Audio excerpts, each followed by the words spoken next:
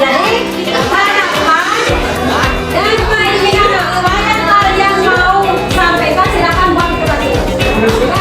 Karena ini cuma isi nama, jangan khawatir. Kita nggak tahu yang mau buat ini siapa, silakan bebas kalian. Bebas. Kamu mau kelas seperti apa? Kamu mau sekolah seperti apa? Keinginan apa yang akan kamu inginkan yang akan kita tujuan ya? Habis kalian catat, kalian tempel misalnya ya kalian tempel di papan satu-satu untuk kita rangkum menjadi sebuah keyakinan yang kita akan buat hari ini. Ya udah.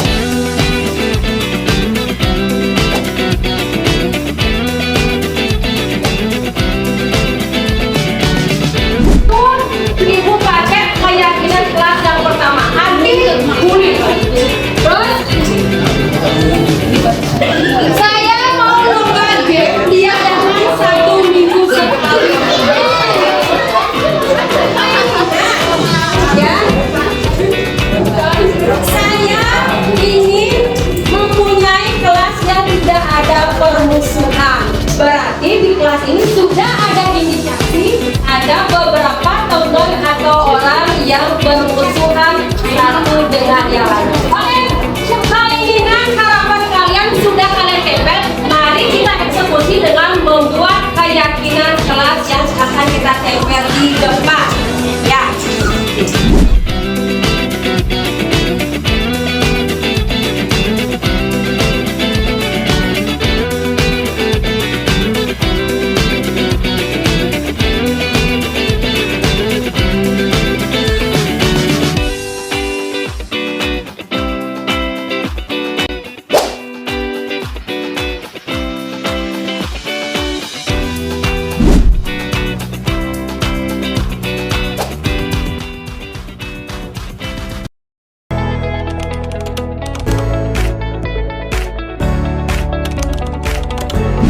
Halo, perkenalkan, nama saya Vanessa Putri dari Pasifik. Di sini saya senang sekali karena diajak Bu Vivi untuk berdiskusi tentang keyakinan kelas. Semoga dengan adanya keyakinan kelas ini, kelas kita dapat menjadi lebih disiplin lagi. Terima kasih. Perkenalkan, nama saya Imade Irfan Pradipta Wijaya dari kelas 7A. Saya senang sekali bisa diajak berdiskusi dengan Ibu Pipin mengenai keyakinan kelas. Semoga kelas saya lebih baik dan disiplin. Terima kasih.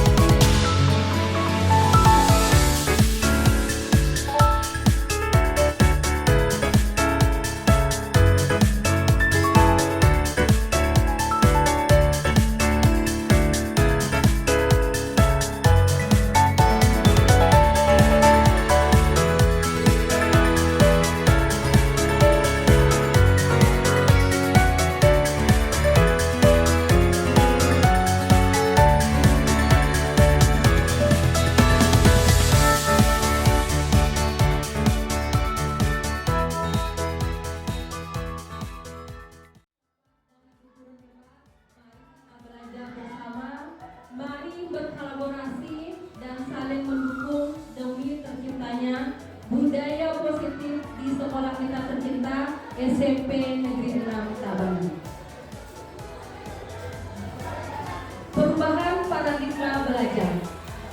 Perubahan paradigma teori kontrol, teori pilihan, ilusi kontrol. Ilusi guru mengontrol murid, ilusi bahwa kritik dan membuat orang merasa bersalah dapat menguatkan karakter, ilusi bahwa semua penguatan positif, efektif dan bermanfaat, ilusi bahwa orang dewasa memiliki hak untuk memaksa. Perubahan paradigma, stimulus respon, teori kontrol, teori pilihan. Siapa sesungguhnya yang memiliki kontrol, stimulus respon, teori kontrol atau pilihan?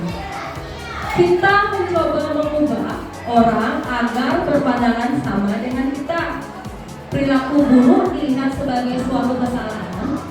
Orang lain bisa mengontrol saya bisa mengontrol orang lain. Memaksa ada pada saat bukan bujukan gagal. Model berpikir menang atau kalah. Teori kontrol atau pilihan.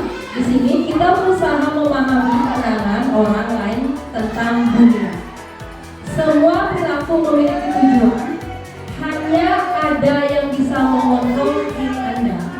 Anda tidak bisa mengontrol orang lain.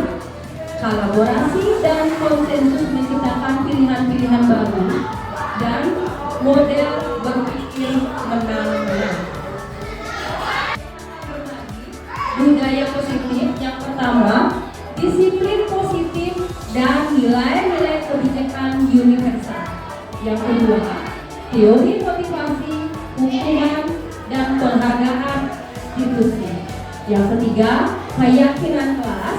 Yang keempat, kebutuhan dasar manusia dan dunia berkualitas. Yang kelima, posisi kontrol. Dan yang keenam, segitiga restitusi. Yang pertama, disiplin positif dan nilai-nilai kebijakan universal. Makna disiplin. Kalau kita mendengar kata disiplin, pasti kita berpikiran dalam budaya kita, disiplin sering dikaitkan dengan tata tertib, teratur, kepatuhan pada peraturan.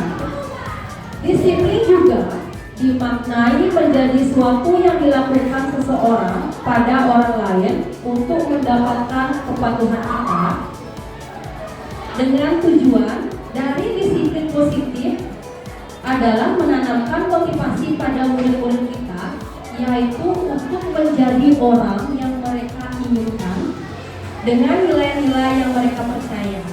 Motivasi yang muncul dari dalam diri mereka atau intrinsik akan berdampak jangka panjang. Motivasi yang menjunjung nilai-nilai kebijakan untuk mencapai. Sebenarnya disiplin yang dimaksud adalah disiplin diri yang dapat membuat seseorang menggali potensinya menuju tujuan. Disiplin diri juga mempelajari cara kita mengontrol diri, menguasai diri, dan bertanggung jawab untuk memilih tindakan. Nilai-nilai kebijakan universal. Nilai-nilai kebijakan universal adalah sifat-sifat positif manusia yang bertujuan mulia yang ingin dicapai setiap individu. Nilai-nilai tersebut bersifat universal dan lintas bahasa, suku bangsa, agama maupun latar belakang. Nilai-nilai yang merupakan payung besar dari sikap dan perilaku kita, nilai-nilai yang menjadi fondasi kita dalam berpikir.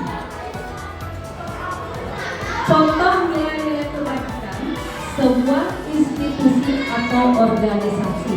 Yang pertama, profil pengajar Pancasila. Kita tahu di mana dalam profil pengajar Pancasila. Yang pertama, beriman bertakwa kepada Tuhan Yang Maha Esa, mandiri, berakhlak kritis, kebinekaan global, bergotong royong, dan kreatif. Primary Years Program PYP atau program primer tahunan sikap murid. Di sini kita menginginkan murid itu mempunyai rasa hormat, toleransi, integritas, mandiri, menghargai, antusias, empati, keingin tahuan,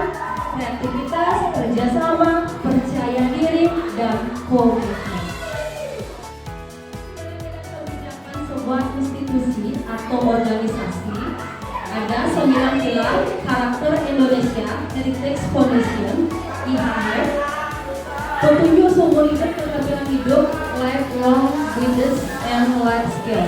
Di sini yang pertama cinta Tuhan dan segenap ciptaannya, kemandirian dan tanggung jawab, kejujuran, amanah, diplomatis, hormat dan santun, dermawan, suka menolong dan gotong royong, percaya diri, kreatif dan bekerja keras, kepemimpinan dan keadilan baik, dan rendah hati, toleransi, kedamaian dan kesatuan.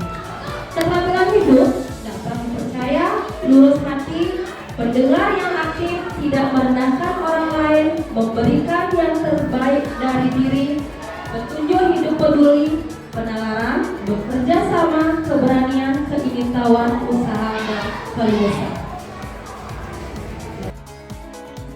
Bersama. Dalam menerapkan nilai-nilai kebajikan ini, perlu adanya disiplin diri yang tumbuh dari motivasi internal. Selanjutnya, teori motivasi, hukuman, penghargaan, restitusi. Teori motivasi perilaku manusia.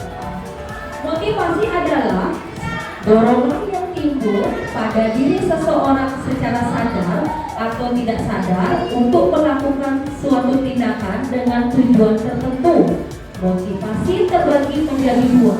Yang pertama, motivasi ekstrinsik, yaitu dorongan berasal dari luar diri. Yang kedua, motivasi intrinsik, dorongan yang berasal dari dalam diri. Dian Gossen dalam bukunya Restructuring School Dimpris menyatakan 3 motivasi perilaku. Yang pertama, untuk menghindari ketidaknyamanan atau hukuman. Yang kedua, untuk mendapatkan imbalan dari orang lain atau restitusi. Dan yang ketiga, untuk menjadi orang yang mereka inginkan dan menghargai diri sendiri dengan nilai-nilai yang mereka punya. Di sini ada motivasi eksternal dan motivasi internal, tujuan, disiplin.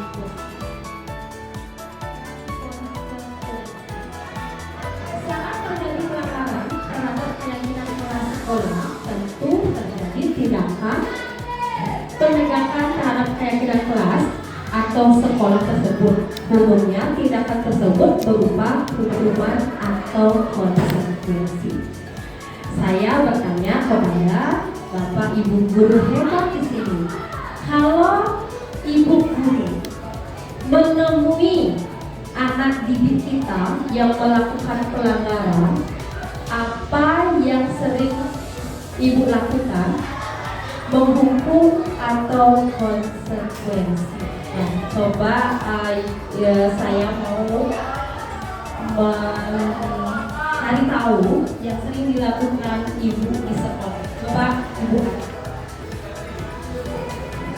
Terima kasih waktunya. Biasanya kita kalau melihat siswa yang keluar secara langsung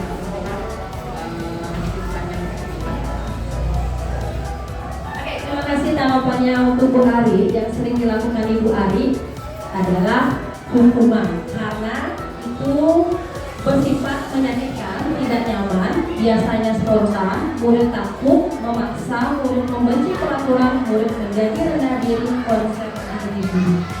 Kalau konsekuensi bersifat mengontrol murid dengan penguatan positif, mendorong kepatuhan murid akan menghormati peraturan, konsep diri baik.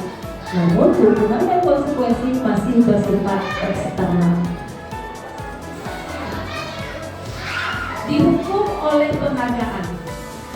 Memberi penghargaan nilainya sama dengan menghukum seseorang. Di sini ada 3, pengaruh jangka pendek dan jangka panjang, pengaruh tidak efektif, dan penghargaan merusak tubuh.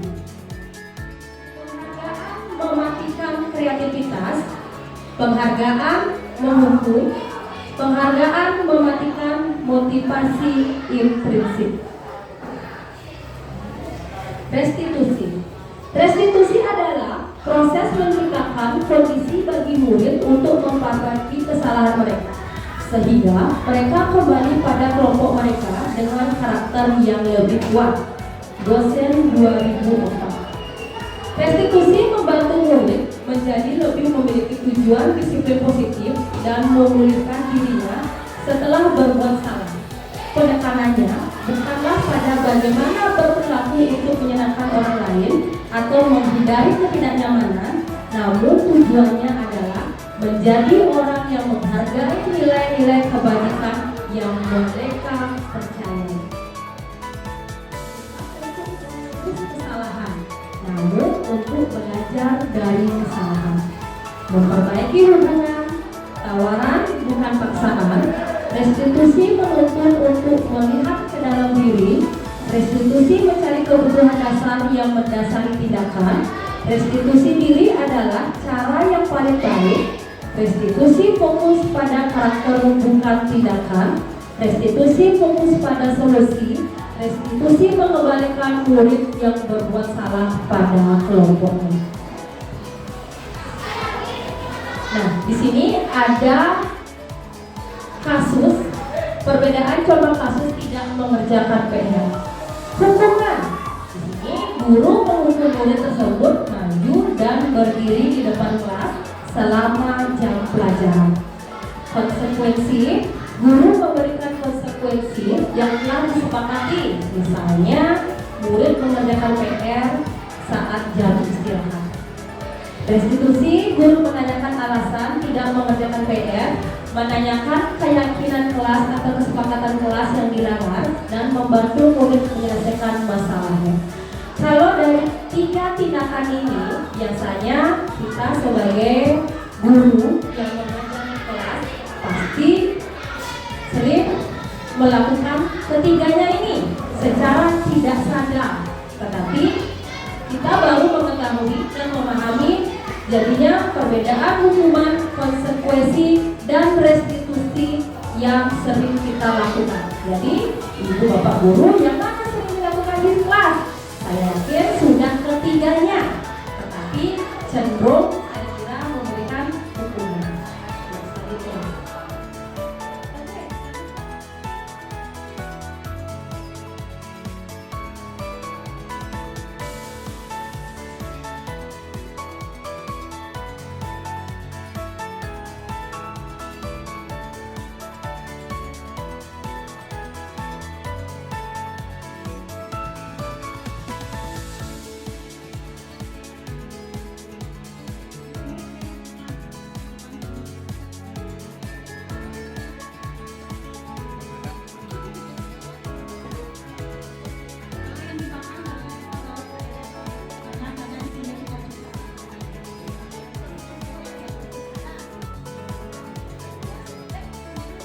Sudah nih Bapak Ibu, mohon dengarkan petunjuk dari saya. Jadi permainannya kita sekarang mencari Eko ya, bukan Pak Eko yang di timur. Jadi Eko. Kalau saya bilang Eko, Bapak Ibu menangkap dari telunjuk temannya yang ada di samping. Sekarang silakan posisi tangannya seperti ini.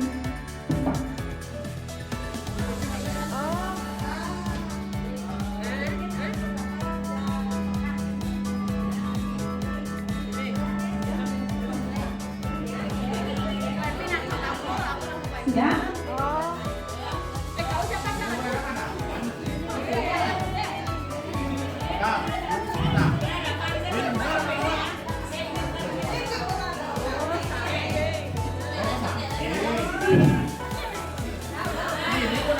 Kalau saya bilang itu berarti Bapak Ibu menangkap dari telunjuk temannya yang ada di sebelah kanan. Ya.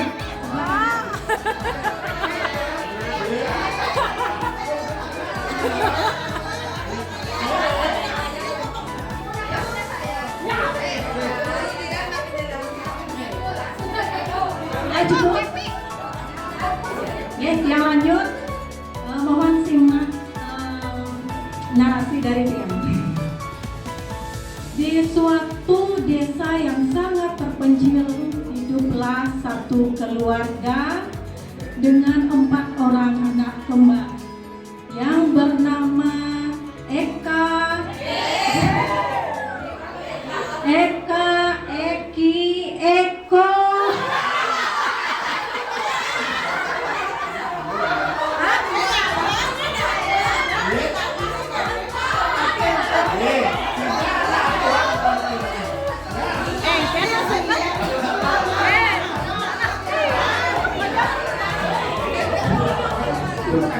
Bapak kepala perintah ya, cepat tanggap ya Pak.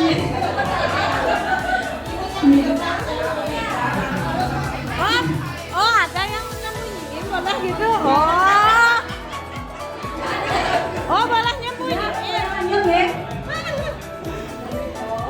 Suatu hari si Eki pergi ke pasar, kemudian disusul dengan Eka, Eko.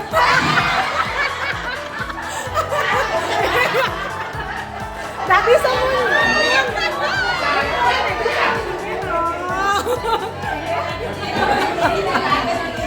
Si berarti tidak konsentrasi. Ah, iya. Lagi sekali. Ibu Eko.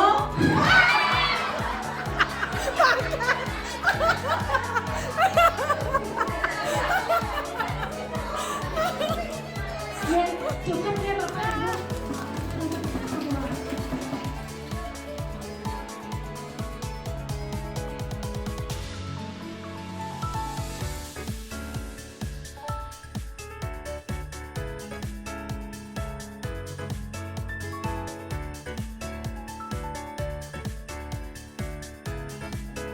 Mengapa keyakinan kelas? Mengapa tidak peraturan kelas? Oke.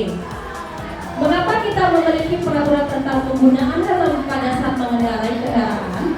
Mengapa kita memiliki peraturan tentang penggunaan masker dan mencuci tangan setiap saat untuk kesehatan? Di sini saya mau berbagi sedikit mengenai keyakinan. Nilai-nilai keselamatan dan kesehatan inilah yang kita sebut sebagai suatu keyakinan, yaitu nilai-nilai kebajikan universal yang disepakati secara tersirat dan tersurat, terlepas dari latar belakang, suku, negara, bahasa, maupun agama. Keyakinan seseorang akan lebih tergerak dan bersemangat untuk menjalankan keyakinannya daripada hanya sekedar mengikuti serangkaian peraturan tertulis tanpa makna. Murid memahami sesungguhnya tentang peraturan-peraturan yang diberikan, apa nilai-nilai kebajikan di balik peraturan tersebut dan apa tujuan utamanya. Oke, bagaimana membentuk keyakinan kelas atau sekolah? Yang pertama berupa pertanyaan-pertanyaan universal bersifat lebih abstrak daripada peraturan. Hendaknya tidak terlalu banyak sehingga mudah diingat dan dipahami, dibuat dalam bentuk positif sesuai dengan kondisi kelas sekolah sehingga mudah diterapkan. Semua warga kelas atau sekolah dilibatkan dalam membuat keyakinan kelas atau sekolah. Prosedur pembentukan keyakinan kelas. Mempersiapkan murid di kelas untuk mencurah pendapat tentang peraturan yang perlu disepakati di kelas. Mencatat masukan-masukan dari murid di papan tulis atau kertas besar sehingga anggota kelas bisa melihat hasil curah pendapat. Menyusun keyakinan kelas dan mengganti kalimat-kalimat dalam bentuk negatif menjadi positif. Mengkaji pertanyaan-pertanyaan yang dibuat bersama murid untuk menemukan nilai-nilai kebajikan atau keyakinan yang dituju dari peraturan atau pernyataan tersebut. Meninjau ulang keyakinan kelas secara bersama-sama. Keyakinan kelas tidak terlalu banyak, hanya kisar 3-7 prinsip keyakinan yang mudah diingat. Yang terakhir, setelah keyakinan kelas selesai dibuat, warga kelas dipersilahkan meninjau ulang dan menyetujuinya dengan menandatangani keyakinan kelas termasuk guru. Di kelas saya juga sudah membuat keyakinan kelas yang sudah tertempel di tembok di kelas 7A. Dampak bagi siswa yang diharapkan setelah membuat keyakinan kelas, yang pertama, siswa memahami tujuan dan makna dari keyakinan kelas sehingga bergerak dari dalam diri untuk menjalankannya. Siswa saling mengingatkan jika ada yang melakukan tindakan tidak sesuai dengan keyakinan kelasnya. Dan yang ketiga, siswa menjadi nyaman dan bahagia belajar di kelas sesuai dengan keyakinan yang mereka sepakati bersama. Kita kasih atau diterima kesenangan, kebebasan, dan penguasaan. Semua perilaku memiliki tujuan untuk memenuhi kebutuhan dasar manusia. Yang pertama adalah kebutuhan bertahan hidup. Ada kebutuhan yang bersifat fisiologis untuk bertahan hidup, misalnya kesehatan, rumah, dan makanan. Kebutuhan biologis adalah sebagian dari proses reproduksi, termasuk kebutuhan untuk tetap dan bertahan hidup. Di sini untuk kebutuhan dasar manusia, yaitu dasar manusia makan, ya benar. Dari kebutuhan dasar manusia ini sudah kami terapkan di SMP Negeri 6 Tabanan, yaitu acara apa biasanya dinamakan? Saper, yaitu santap bersama yang diadakan setiap hari Sabtu pagi, di mana anak-anak dan semua warga sekolah SMP Negeri 6 Tabanan melakukan santap bersama di lingkungan sekolah. Ya, seperti ini anak-anak sedang makan. Kasih sayang, ya, kasih sayang dan rasa diterima. Kebutuhan untuk disayangi dan diterima meliputi kebutuhan akan hubungan koneksi sosial. Kebutuhan ini adalah keinginan untuk tetap berhubungan dengan orang lain, keluarga, pasangan hidup, teman kerja, binatang peliharaan, dan kelompok di mana kita berada. Next. Oke. Di sini ada beberapa dokumentasi kasih sayang dan rasa diterima, di mana para guru dan warga sekolah merayakan Hari Guru, Hari PGRI, dan tentunya acara suka maupun duka. Dukanya di mana para guru mengadakan salah satu orang tua siswa yang meninggal. Di sini rasa kasih sayang itu kita curahkan kepada semua warga sekolah. Penguasaan. Kebutuhan ini berhubungan dengan kekuatan untuk mencapai sesuatu, menjadi kompeten, menjadi terampil, diakui atas prestasi. Kebutuhan ini meliputi keinginan untuk dianggap berharga, misalnya membuat perbedaan, bisa membuat pencapaian, kompeten, diakui, dihormati. Siswa SMP Negeri 6 Tabanan berhasil untuk meraih prestasi di bidang akademik maupun non-akademik. Kebebasan, kebutuhan akan pilihan. Kebutuhan untuk bebas adalah kebutuhan akan kemandirian, otonomi, memiliki pilihan, dan mampu mengendalikan arah hidup seseorang. Anak-anak dengan kebutuhan kebebasan yang tinggi menginginkan pilihan, mereka perlu banyak gerak, suka mencoba-coba, tidak terpengaruh orang lain, dan senang mencoba hal baru dan menarik. Kebebasan. Oke, di sini ada beberapa kegiatan ekstrakurikuler SMP Negeri 6 Tabanan, di mana anak-anak bebas memilih ekstra kegiatan yang mereka sukai sesuai dengan minat dan bakat mereka. Ada dalam olahraga, kesenian, maupun yang namanya melestarikan budaya lokal dalam ekstrakurikuler. Kesenangan, kebutuhan untuk merasa senang adalah kebutuhan untuk mencari kesenangan, bermain, bertertawa. Anak-anak dengan kebutuhan dasar kesenangan yang tinggi biasanya ingin menikmati apa yang dilakukan. Kesenangan di sini kegiatan anak-anak yang dilakukan, misalnya with game, pramuka. Di sini anak-anak merasa bebas dan senang dalam menjalani semua kegiatan-kegiatan yang diadakan sekolah. Ada kuis. Di sini anak-anak dengan senang dan gembira melakukan kuis pada saat perlombaan Hari Pendidikan Nasional. Kita berkumpul di lapangan bersama-sama mengadakan kuis di lapangan memperingati Hari Habitat. Ya, di sini anak-anak juga melakukan beberapa gerakan, memimpin temannya untuk melakukan eksplisit, nyanyian, dan berupa gerakan tari untuk diberbagi pada teman-temannya melakukan kesenangan dan kebahagiaan. Adalah ada pada diri kita sendiri. Jika kita dapat mengidentifikasi kebutuhan apa yang mendorong perilaku kita, maka perubahan positif dapat kita mulai dengan mencari solusi untuk memenuhi kebutuhan tertentu dengan cara yang positif.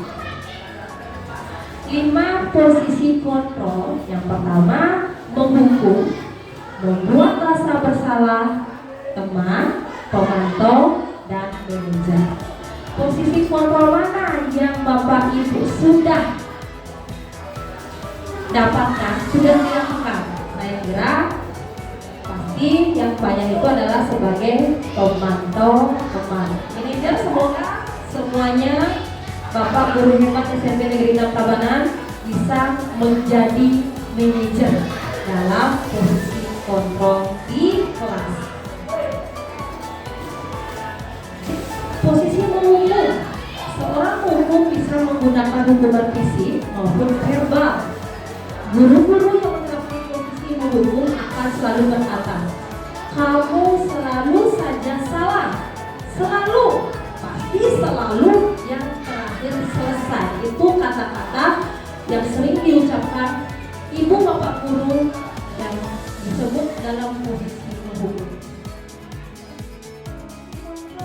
Di sini ada suara tinggi, bahasa tubuh, mata melotot, dan jari telunjuk mengardi, tidak memiliki kesempatan untuk memberi alasan. Dampaknya apa, Bapak Ibu? Murid akan marah, kecewa, dan bisa menimbulkan dendam, membenci guru tersebut. Guru seperti ini senantiasa dipercaya hanya ada satu cara agar pembelajaran bisa berhasil, yaitu cara diam. Posisi kontrol membuat merasa bersalah. Posisi ini biasanya guru bersuara lembut, membuat merasa bersalah akan menggunakan keheningan untuk membuat orang lain merasa tidak nyaman, bersalah, atau rendah diri. Kata-kata yang sering diucapkan adalah, ibu kecewa sekali dengan kamu. Berapa kali Bapak harus memberitahu kamu? Ya, gimana coba?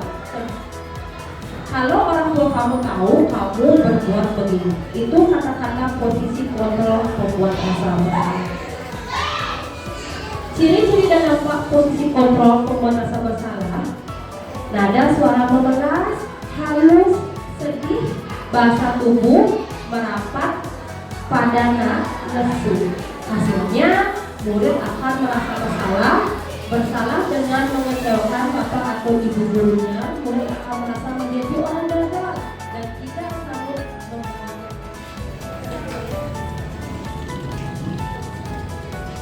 Selamat pagi Bapak Ibu hebat SMP Negeri 6 Tabanan. Di sini saya akan memberikan beberapa diseminasi budaya positif di mana hukuman dan konsekuensi. Saat terjadi pelanggaran terhadap keyakinan kelas atau sekolah, tentu terjadi tindakan penegakan terhadap keyakinan kelas sekolah tersebut. Umumnya tindakan tersebut berupa hukuman atau konsekuensi. Ini yang mana Bapak Ibu sering lakukan, hukuman apa konsekuensi. Yang pertama, hukuman bersifat menyakitkan, tidak nyaman. Biasanya spontan, murid takut, memaksa, murid membenci peraturan, murid menjadi rendah diri, konsep diri buruk. Kalau konsekuensi bersifat mengontrol murid dengan penguatan positif, mendorong kepatuhan, murid akan menghormati peraturan konsep diri baik. Sekarang saya mau tanya kepada Bapak Guru hebat di sekolah kami tercinta, waktu murid melakukan tindakan melanggar disiplin di sekolah ini, tindakan apa yang Bapak Ibu lakukan? Memberi hukuman apa memberi konsekuensinya? Ayo, saya mau tanya. Beberapa kasus ada di sekolah kita yang sering melanggar tata tertib yang sering dilakukan. Misalnya tidak menggunakan atribut sekolah. Itu yang sering terjadi di sekolah kita pada saat mulai jam pelajaran. Tindakan tersebut sudah ditindaklanjuti oleh OSIS, di mana OSIS sudah menjaga di depan pintu waktu anak-anak mulai masuk ke sekolah kita. Kalau anak-anak tidak atau melanggar peraturan kita, pasti ada konsekuensi atau hukuman. Tindakan apa yang Bapak Ibu sering lihat atau pernah melakukannya untuk mengatasi hal tersebut? Hukuman apa konsekuensi? Oke, hukuman. Coba berikan alasannya. Kenapa hukuman? Terima kasih Bu Pipin. Tepuk tangan dulu buat Bu Pipin ya.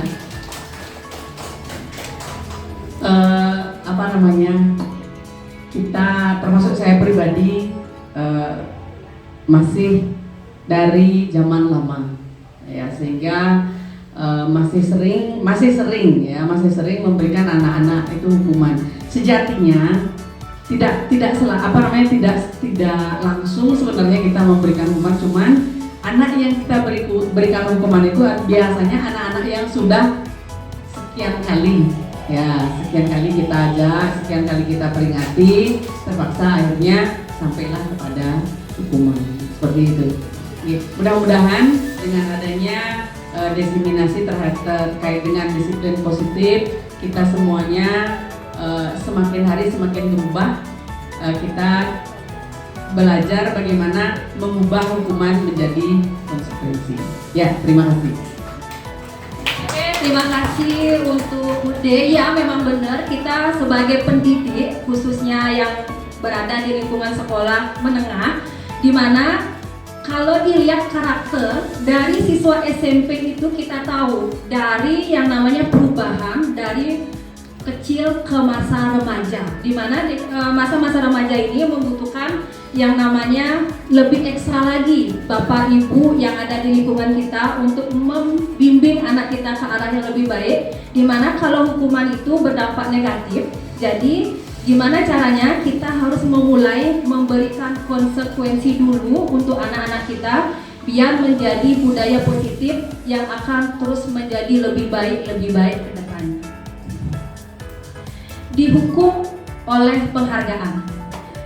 Memberi penghargaan nilainya sama dengan menghukum seseorang.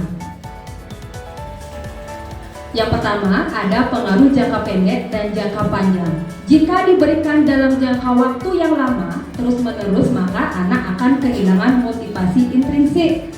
Yang kedua, penghargaan tidak efektif. Jika anak mengharapkan penghargaan dan tidak mendapatkannya, maka ia akan kecewa, tidak akan berusaha sekeras sebelumnya. Dan yang ketiga, penghargaan merusak hubungan. Jika anak diberikan penghargaan atau dipuji di depan orang banyak, maka yang lain akan merasa iri. Jadi di mana situasi seperti ini, kita juga harus menghargai perasaan teman yang lainnya. Yang keempat, penghargaan mematikan kreativitas. Penelitian menunjukkan bahwa pekerjaan menjadi kurang kreatif bila dijanjikan hadiah atau penghargaan, karena terfokus utama adalah memperoleh penghargaan, bukan mendapatkan hasil yang baik. Yang kelima, penghargaan menghukum. Penghargaan menghukum mereka yang tidak mendapatkan penghargaan. Contohnya, sistem ranking. Anak yang mendapat ranking kedua akan merasa paling dihukum karena sudah merasa berprestasi di kelas sama level kepintarannya. Kenapa ada 1, 2, dan 3? Yang keenam, penghargaan mematikan motivasi intrinsik. Saat anak bangga dan gembira terhadap pencapaiannya, maka sebenarnya ia sudah mendapatkan penghargaan alamiah. Apabila kita memberikan penghargaan lain, maka kita akan mengambil kegembiraan alamiahnya saat itu dan mematikan motivasi intrinsiknya untuk terus mengekspor pencapaiannya. Restitusi. Restitusi adalah proses menciptakan kondisi bagi murid untuk memperbaiki kesalahan mereka, sehingga mereka kembali pada kelompok mereka dengan karakter yang lebih kuat. Ini pernyataan dari Gosen 2004. Restitusi membantu murid menjadi lebih memiliki tujuan disiplin positif dan memulihkan dirinya setelah berbuat salah. Penekanannya bukanlah bagaimana berperilaku untuk menyenangkan orang lain atau menghindari ketidaknyamanan, namun tujuannya adalah menjadi orang yang menghargai nilai-nilai kebajikan yang mereka percayai. Oke, di sini ada beberapa ciri-ciri restitusi yang Bapak Ibu bisa lakukan kepada anak-anak kita. Yang pertama, bukan untuk menebus kesalahan, namun untuk belajar dari kesalahan. Memperbaiki hubungan, tawaran bukan paksaan. Restitusi menentukan untuk melihat ke dalam diri. Restitusi mencari kebutuhan dasar yang mendasari tindakan. Restitusi diri adalah cara yang paling baik. Restitusi fokus pada karakter bukan tindakan. Restitusi fokus pada solusi, dan restitusi mengembalikan murid yang berbuat salah pada kelompoknya. Oke, di sini ada contoh kasus tindakan tidak mengerjakan PR. Ini yang sering kita temui pada saat proses belajar mengajar di kelas. Hampir semua Bapak Ibu guru saya yakin pernah menemukan kasus seperti ini. Ketika salah satu dari anak didik kita tidak membuat PR, apa yang Anda lakukan? Yang pertama, menghukum. Guru menghukum murid tersebut maju dan berdiri di depan kelas selama jam pelajaran. Itu disebut dengan hukuman. Berarti Bapak Ibu guru sudah memberikan hukuman. Yang kedua, memberikan konsekuensi. Guru memberikan konsekuensi yang telah disepakati, misalnya murid mengerjakan PR-nya saat jam istirahat. Jadi, guru tidak menghukum, hanya memberikan konsekuensi dengan tugas tambahan membuat PR pas jam istirahat. Yang terakhir adalah restitusi. Sudahkah guru di sini melakukan restitusi, di mana guru menanyakan alasan tidak mengerjakan PR, menanyakan keyakinan kelas atau kesepakatan kelas yang dilanggar dan membantu murid menyelesaikan masalahnya. Saya kira dengan tidak sadar guru sudah melakukan restitusi. Ya, karena apa? Karena sudah menanyakan alasan tidak membuat PR dan menanyakan kesepakatan kelas. Mungkin bukan kesepakatan kelas yang Bapak Ibu lakukan, tapi peraturan kelas. Oke, peraturan di kelas saya sekarang dirubah peraturan menjadi kesepakatan, ya. Anak-anak itu meyakini dirinya saya harus dengan kesepakatan ini tidak akan lagi melanggar sesuatu di luar itu, ya Bapak Ibu. Jadi kesepakatan kelas sama peraturan kelas. Kalau dulu kita sering membuat peraturan, saya membuat peraturan, sekarang saya rubah menjadi keyakinan atau kesepakatan. Ya, kita keyakinan kelas. Mengapa keyakinan kelas? Mengapa tidak peraturan kelas? Oke, mungkin dulu kita menyebutnya peraturan, sekarang keyakinan. Mengapa kita memiliki peraturan tentang penggunaan helm saat mengendarai kendaraan?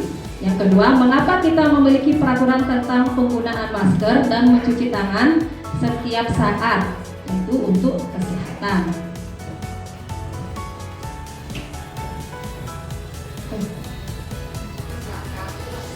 Nah, keyakinan.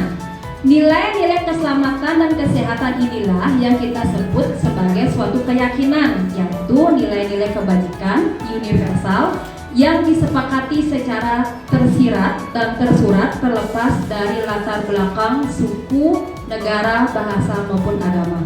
Kalau keyakinan, seseorang akan lebih tergerak dan bersemangat untuk menjalankan keyakinannya daripada hanya sekedar mengikuti serangkaian peraturan tertulis tanpa makna. Murid pun demikian, mereka perlu mendengarkan dan memahami arti sesungguhnya tentang peraturan-peraturan yang diberikan, apa nilai-nilai kebajikan di balik peraturan tersebut, dan apa tujuan utamanya kita membuat sebuah keyakinan. Oke. Prosedur pembentukan keyakinan kelas. Oke, di sini mempersiapkan murid-murid di kelas untuk bercurah pendapat tentang peraturan yang perlu disepakati di kelas, mencatat masukan-masukan dari murid di papan tulis atau kertas besar sehingga anggota kelas bisa melihat hasil curah pendapat, mencatat keyakinan kelas dan mengamati kalimat-kalimat dalam bentuk negatif menjadi positif. Kita rubah dari tidak, misalnya tidak boleh membuang sampah. Jadi kita rubah, jagalah kebersihan kelas. Tidak boleh ribut. Kata tidak kita rubah menjadi ke yang positif. Seperti itu ya Bapak, kan bisa gitu. Tidak boleh gini, tidak boleh gitu. Itu akan membuat anak-anak itu malahan melanggar. Jadi kita rubah kalimat yang negatif menjadi yang positif. Mengkaji pertanyaan-pertanyaan dibuat bersama murid untuk menemukan nilai-nilai kebajikan atau keyakinan yang dituju dari peraturan atau pernyataan tersebut.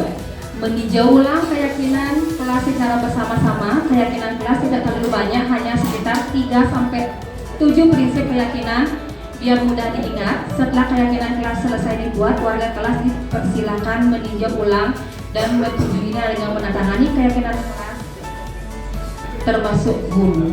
Ya, dengan di kelas saya juga sudah membuat keyakinan dan ditempel. Saya share videonya waktu proses membuat keyakinan di kelas ini.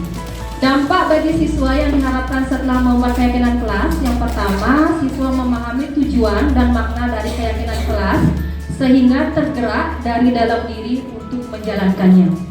Yang kedua, siswa saling mengingatkan jika ada yang melakukan tindakan tidak sesuai dengan keyakinan kelas. Dan yang ketiga, siswa menjadi nyaman dan bahagia. Belajar di kelas sesuai dengan keyakinan yang mereka sepakati bersama. Ya, berikut contoh keyakinan kelas yang sudah kami buat. Ya, di sini izin share video yang sudah saya praktekkan langsung membuat keyakinan di kelas 7A kemarin.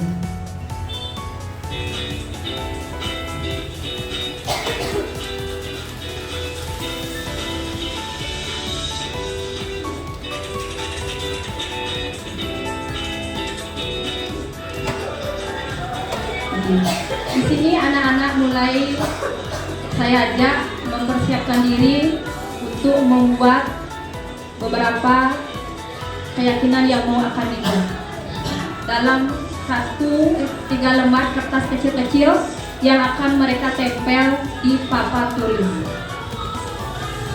Ya, mereka mau sekolah seperti apa, kelas seperti apa, keyakinan seperti apa. Ini mereka sudah mulai menulis keyakinan apa yang akan mereka inginkan.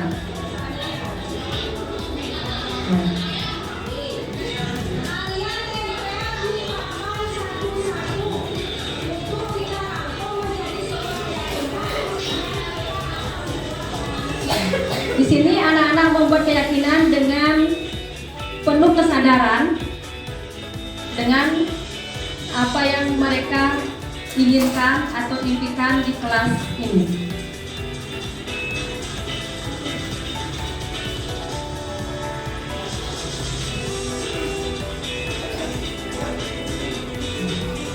Dari kertas warna-warni ini saya mengelompokkan kembali mana yang mereka inginkan. Yang kertas hijau misalnya dia menginginkan sekolah ini kelas bersih, yang kuning anti bully, yang merah saya ingin kelas ini disiplin. Sudah ada pengelompokan dari berbagai warna kertas yang sudah saya kasih ke anak-anak.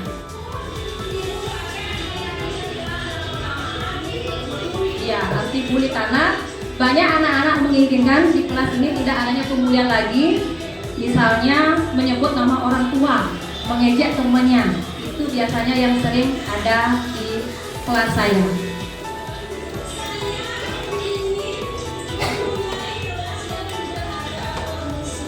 Ya, tidak ada permusuhan, itu juga banyak yang diinginkan anak-anak.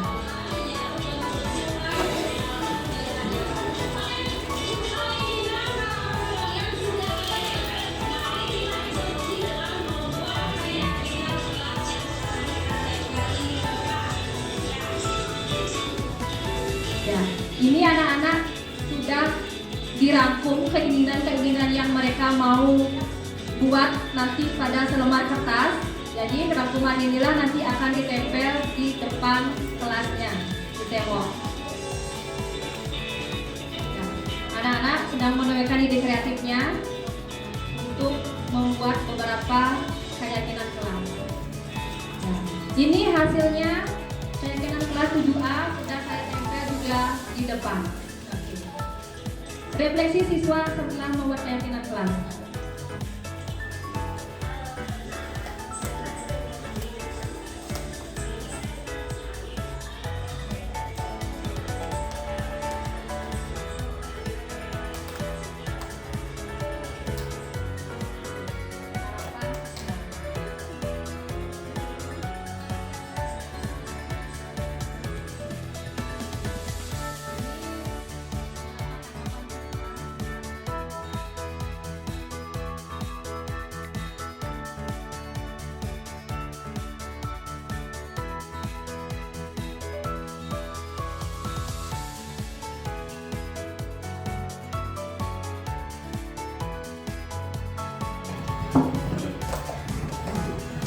Om Swastiastu.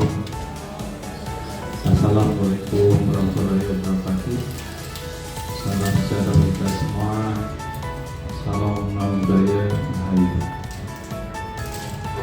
Terima kasih atas kesempatannya. Hari ini kita berada di ruangan ini untuk mengikuti diseminasi aksi nyata Modo 14 untuk teman-teman kita yang lolos di calon guru penggerak kelas 10 SMP Wilangan Tabanan. Tepuk tangan dulu ke teman-teman kita. Nah, kita sebagai lembaga ya bersyukur yang berbangga hati karena sampai angkatan 10 ini sudah ada 6 orang yang mewakili Saspenta kita ini. Dimulai dari angkatan berapa? Angkatan 6 1 orang, angkatan 9 1 orang, dan angkatan 10 4 orang. Angkatan 11 tidak ada. Ya, dari informasi CGP ini kemungkinannya lanjut atau tidak itu masih tanda tanya, karena kalau kuota sudah terpenuhi kemungkinan tidak dilanjutkan lagi. Ya, nah dari 6 2 yang sudah lolos jadi guru penggerak dan 4 yang calon, seperti yang saya katakan tadi, kita berbangga untuk itu. Kita yang baru 5 tahun sudah mampu menelurkan bibit-bibit pemimpin, ya, bibit-bibit pemimpin yang menjadi manajemen pembelajaran pada nantinya. Kita berbangga karena masih banyak sekolah yang dalam tanda kutip dengan sekolah yang sudah lama, sekolah perintis belum mampu menelurkan guru penggerak. Nah, itu dulu ya. Nah, pada pagi hari ini ada kegiatan diseminasi ini yang penting sekali bagi kita. Apalagi ada ini aksi nyata budaya positif. Aksi nyata budaya positif. dari catatan yang diberikan tadi banyak ini disiplin positif mau diseminasi. Diseminasi itu kan penyebaran pemahaman ya. Maaf yang ngebit tadi dari GPT tadi ya, apa itu diseminasi, ternyata penyebaran budaya atau penyebaran informasi supaya diketahui oleh khalayak luas. Ya. Nah untuk itu dari 6 materi disiplin positif dan nilai kebajikan universal itu yang pertama teman-teman ya, teori motivasi, hukuman dan penghargaan. Yang kedua kemudian yang ketiga keyakinan kelas. Yang keempat kebutuhan dasar manusia dan dunia berkualitas. Yang kelima posisi kontrol, kemudian segitiga restitusi. Nah ini nanti mohon dijabarkan ibu-ibu nih, ada bapak-bapaknya ya. Nah, ibu-ibu mohon dijabarkan nanti supaya diseminasi ini memang bermanfaat untuk kita semua. Sebentar. Saya yakin sebagai penanggung lembaga, teman-teman yang sudah berkategori GP dan CGP nanti akan menjadi penggerak sekolah. Menyusul yang duduk di depan ya, siapa nanti yang jadi C selanjutnya, C calon ya. Jangan terus sudah jadi calon ya, harus sudah jadi GP sebentar. Karena nanti setelah semua jadi GP, kepala sekolah tinggal akan menjadi manajer saja. Karena urusan A, urusan B, urusan C, ayo bergerak bersama. Apa slogannya? Guru penggerak? Bergerak, tergerak, menggerakkan. Nah, tergerak dulu. Tergerak, bergerak, menggerakkan. Yang nomor 3 itu yang dituntut oleh lembaga, menggerakkan. Apa yang digerakkan? Semua sivitas. Sivitas itu siapa? Semua warga sekolah, utamanya anak didik kita. Itu ya. Selamat berdeseminasi, susah ngomongnya. Selamat berdeseminasi. Ya, salam sukses untuk CGP kita. Tepuk tangan untuk CGP kita. Ya, demikian sambutan pada pagi hari ini. Mohon maaf sekiranya bila tidak ada yang tidak berkenan. Untuk acara selanjutnya silakan lanjutkan dengan kegiatan diseminasi. Terima kasih. Tutup dengan pramu santi. Om santi santi santi Om. Assalamualaikum warahmatullahi wabarakatuh. Salam sejahtera bagi kita semua. Salam nama budaya Rahayu. Terima kasih.